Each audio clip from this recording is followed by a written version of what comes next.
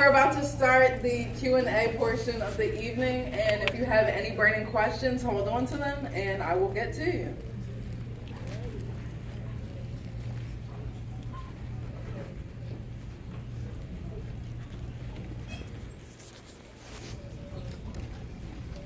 To welcome the director and the writer, Geremy Jasper.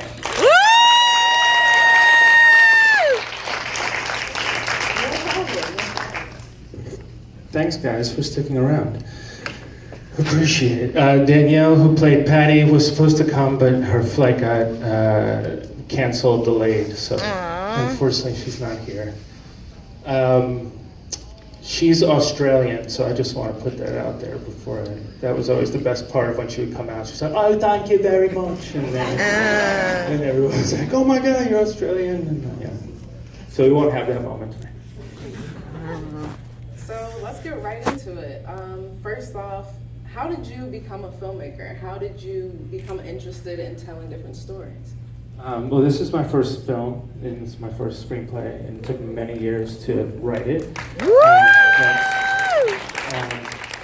But I was a musician first. When I was a little kid, like my dream was always to be a musician, and that's what I did for many years. And I was in some shitty little band in New Jersey and played for years, and then started making music videos and doing animations, and like one thing kind of led to the next. And when I was in my early 30s, I stopped writing music for myself, and then I realized, God, I went to New Orleans and I worked with this guy, Ben Zeitlin, who's a great director, and I watched him direct, and I realized, oh my God, like you can put together a scrappy crew of people and make a film. And that really, it really opened me up, and that's when I decided I was going to take 10 years of my life to kind of dedicate myself to learning how you make film, because I didn't go to film school. And so that's what I did, and so I started pitching on small music videos and friends videos, and like just shooting anything that I could, and learning how to get behind a camera, and making a lot of mistakes, and then just going from there, yeah. So how did this story develop? How were you inspired? I know you said you were a musician, yeah. So is some of your own personal story in Patti Cakes? Yeah, I mean, we shot where I grew up in New Jersey. Lou's Tavern is in my town. I was a bartender and a caterer and a busboy around these kinds of folks, and yeah, I was 23, living in my parents' basement and taking care of my grandfather who had a broken hip, and it was a bad time. I felt very trapped, and I thought I was just going to be a townie for the rest of my life. And I kind of worked many years and finally got out and moved to the big city.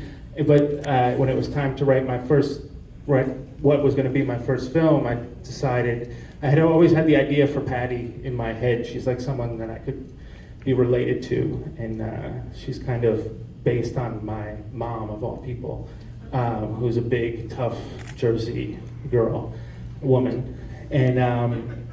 And so just like all these things started to kind of come together. And it took years to develop it, and it took years to learn how to write a screenplay, and then started casting the film and knocking on doors and getting money, and it was a 4-year process to make the film itself. Yeah. Okay. And so, what was the editing process like? Are there specific scenes in the film that maybe got left on the cutting room floor, things like that? Yeah, good question.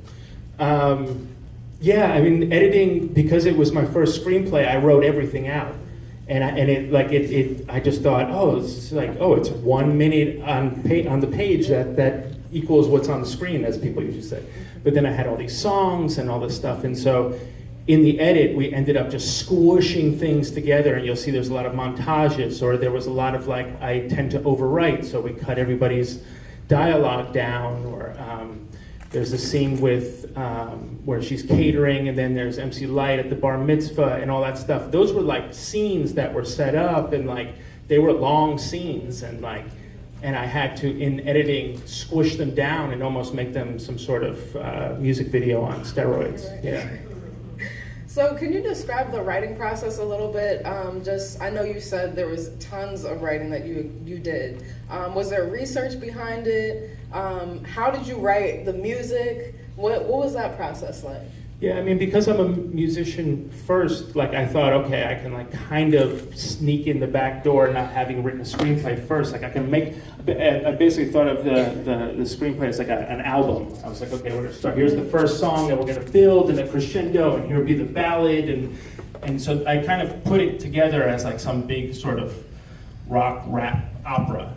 That's how I originally thought about it, and then the initial drafts of the script, because I come from music videos, were like, what was the craziest ideas that I could come up with at first. So that's what I did. I just wrote like 20 music videos that were like kind of stitched together, and the script was horrible. And it would have cost like $50 million to shoot. So someone read it and they were like, you can't, this is not even a screenplay, this is not a film. And so it took me years to like figure out, oh, this is like, first of all, I gotta be able to shoot this for a very little amount of money. And it's got to be about this character and these relationships, much less about elaborate musical sequences or fantasy sequences. Yeah. And how long was the filming process? The idea came during Hurricane Sandy, which was in October of 2012, and we shot a year ago, 2016. So it's been a 4-year run or something, 4.5 years. Yeah. And first off, kudos to you for this being your first screenplay and movie and being as awesome as it is. Thank you. Like, I'm really old, man. I'm old. Thanks. And so I know sometimes the most difficult aspect of writing a screenplay can be the dialogue. Yes, so absolutely. Did you have conversations with yourself? Were you talking to other people? I was doing it all. I was like acting out the parts and recording them into a tape recorder. I was going back to my hometown with it and spying on people. I was going through old diaries. I was just doing everything that I could to like stay inspired. And what I tended to do was overwrite these characters. So actually what you see on screen is just a fraction of maybe what the scene would be. It would be like 2 pages long, and then I would hear an actor do it. I said, okay, cut all this out. And you try to whittle it down to like what's the essential part of what the scene's about. Yeah. Okay. And is there a particular scene or scenes that may stand out to you where you saw the final product and you were just like, man, that's why I did this? I think like when Danielle or Patti is like screaming out of her car, like the car window, for me, like that just like there was a sense of catharsis, and there was a sense of like trying to get out of a small town. That was, I think that was like my spirit animal for even making the film or trying to get it done. Yeah. Okay. Yeah. How did you get legendary MC Light in this film? Yeah, I mean, I wrote the role for her. I mean, I grew up listening to Light, and you never think that she's actually going to do it.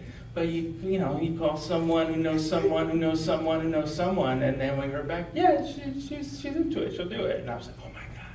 And she flew in, and we had her for one day, and we went to this crappy banquet hall in Queens, and she just stepped in, and she was awesome. She was amazing, yeah.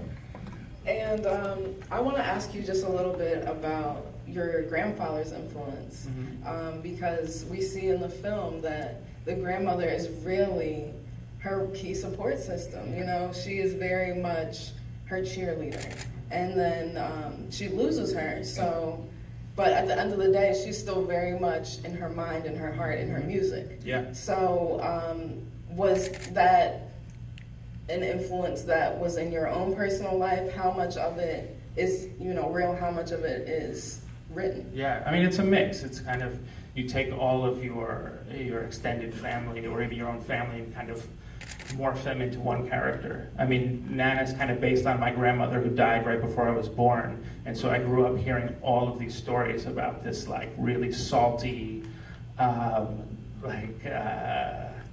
sort of just this like this tough, eccentric woman who my grandfather owned a gas station, and she would just pump gas while smoking a cigarette with high heels on, and just like had like the dirtiest mouth you can imagine. And she was, you know, she told dirty jokes and lived hard.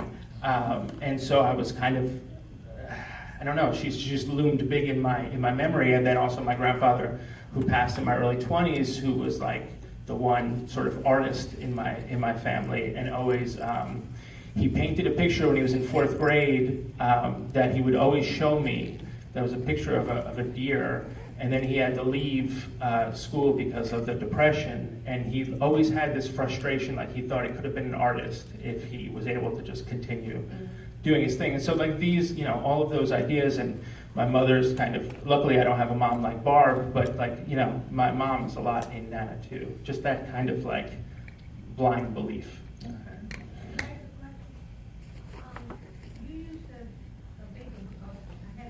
Yeah. Oh, big, I come from a family of very big women. Yeah, the Jaspers, and the Dolts are big ladies. Like my grandmother on the other side was like twice the size of Patti. She was, she was large. She loomed large also. And so, and my mom is a big lady, and so I just, you know, those are the women that's my family.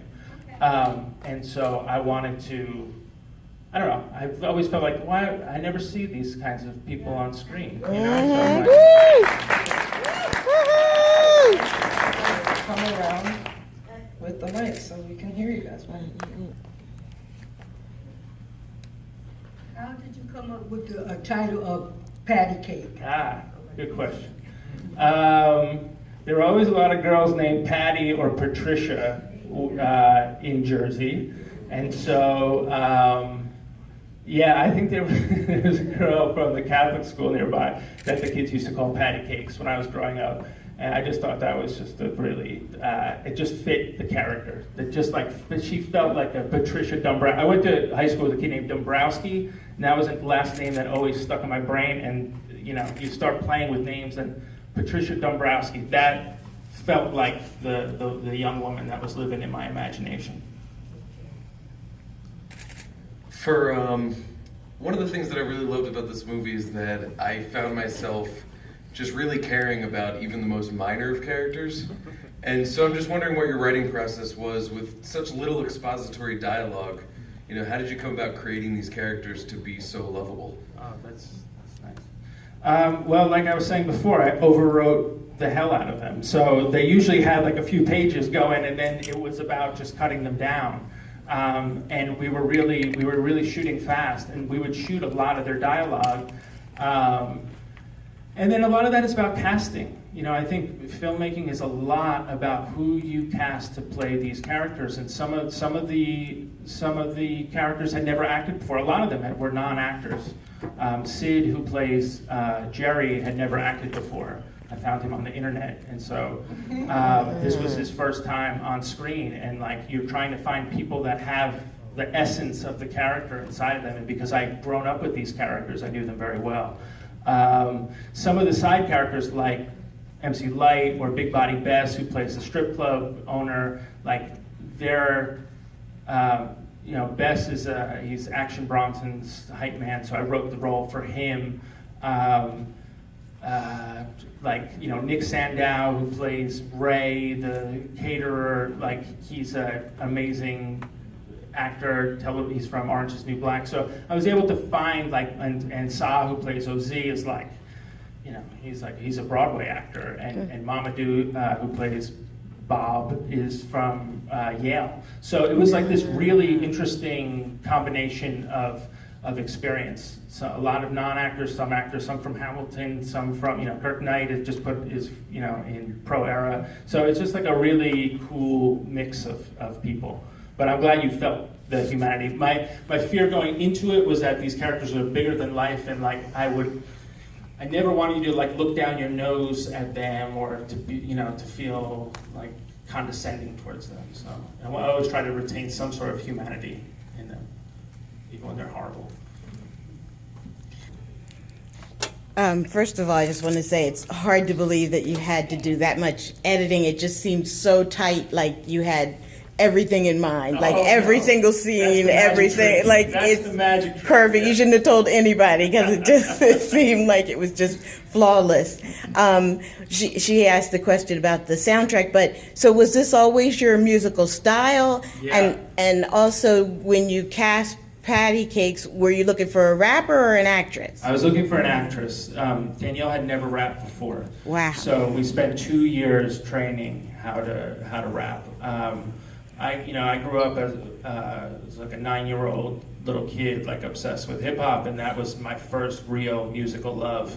And that was in the mid '80s, and that just like that kind of opened me up, almost like to the arts in a weird way, like hearing Run DMC and LL Cool J and the Beastie Boys and or the early Def Jam stuff, and then on to all the Public Enemy, and like that opened me up when I heard like what those records could sound like. Like this was the '80s. It was like there wasn't like MTV and rock music was pretty stale, and it suddenly opened like for my little sheltered suburban life, it opened everything up, and so I started making pause tapes and doing all this stuff and trying to getting little samplers, and so I was obsessed as a little kid, and then continued to make music for the next 15 years. But then was in all kinds of bands, like played in rock bands like Barb, and played in industrial metal bands like Bob, and so this film was an excuse for me to like get out all of these styles that I had been through over the years. Perfect. Thank you. I really enjoyed your movie.